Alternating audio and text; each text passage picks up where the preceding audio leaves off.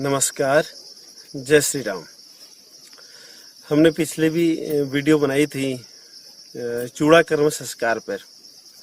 उसमें आप लोगों के बहुत सारे जिज्ञासुओं के निवेदन आए थे कि 16 संस्कारों के बारे में बताइए। तो आज हमने चिंतन किया है 16 संस्कारों के नाम हम आपको बताएंगे। हमारे धर्म संस्कृति संस्कार को यदि आप ज़्यादा से ज़्यादा जानना चाहते हैं तो हमारे इस चैनल को परमार्थ पथ को लाइक कीजिए, सब्सक्राइब कीजिए, शेयर कीजिए।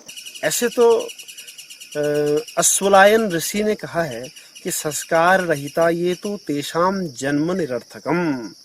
मनुष्य जन्म लेने के बाद जीव को संस्कार करने बहुत जरूरी है। मनुष्यों को जरूर संस्कार कर लेने चाहिए। जन्म के बाद हमारे ऋषियों ने अनेक संस्कार मनुष्यों को करने चाहिए, इसके लिए विधान बनाए हैं।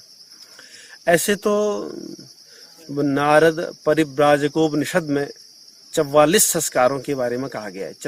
चतुश्चत्वारिंशत् संस्कार संपन्न, ऐसा नारद परिव्राजकोपनिषद में कहा गया है।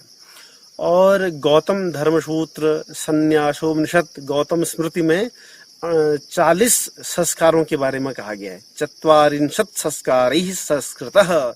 जब 40 संस्कार होंगे मनुष्य के, उन 40 संस्कारों के बाद वो जीव संस्कृत यानी शुद्ध होएगा।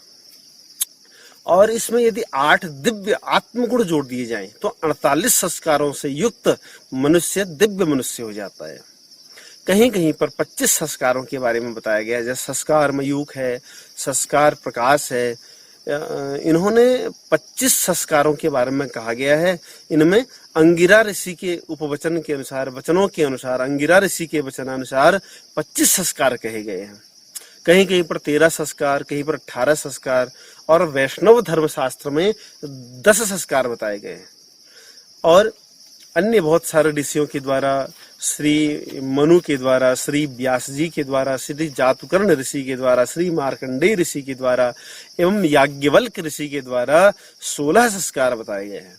यहाँ पर मैं आपको उन 16 संस्कारों के बारे में ही बताऊंगा, क्योंकि आज के समय में बहुत सारे संस्कार तो हम जानते ही नहीं, और कुछ संस्कार होते हैं और कुछ होते भी हैं तो वो संक्षेप रूप में या पार्टी की जैसा हम उसको मना लेते हैं। तो उन 16 संस्कारों के नाम क्या क्या हैं वो आज मैं आपको बता रहा हूँ। यदि आपकी जिज्ञासा होगी इन संस्कारों को विस्तार रूप से एक एक करके, जैसे हमने चूड़ाकरण संस्कार के बारे में बताया है, ऐसे अन्य संस्कारों के बारे में भी आपको विस्तार पूर्वक बताया जाएगा। यहाँ पर व्यास जी द्वारा बताए गए 16 संस्कारों को हम आपके सामने बता रहे हैं। तो गर्भाधानम पुंसवनम सीमंतो जात कर्म च नाम क्रिया निष्क्रमणेन नाशनम भवनम क्रिया कर्ण वेदो व्रता देशो वेदारंभ क्रिया विधि केशान्तः स्नानमुद्वाहो विवाहाग्नि परिग्रह त्रेताग्निसंग्रहश्चेति संस्कारा षोडशा स्मृतः। तो ये 16 संस्कार श्री व्यास जी ने बताए हैं। मैं आपको एक एक करके बता देता हूँ।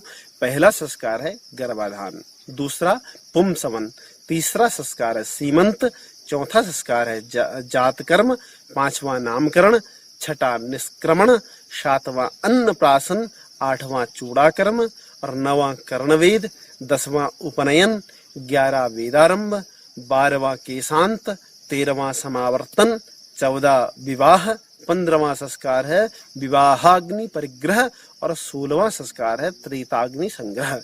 इस प्रकार व्यास जी आदि ऋषियों के द्वारा 16 संस्कारों का परिगणन किया गया है।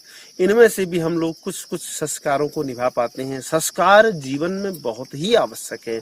अश्वलायन ऋषि ने कहा है कि संस्कार रहिता ये तो तेषाम जन्म निरर्थकम। जिसका संस्कार नहीं किया गया है उसका मनुष्य जन्म लेना निरर्थक है, अर्थ रहित है। इसलिए इन संस्कारों को विधिवत अपने घर में संपन्न कराना चाहिए। नमस्कार, जय श्री राम।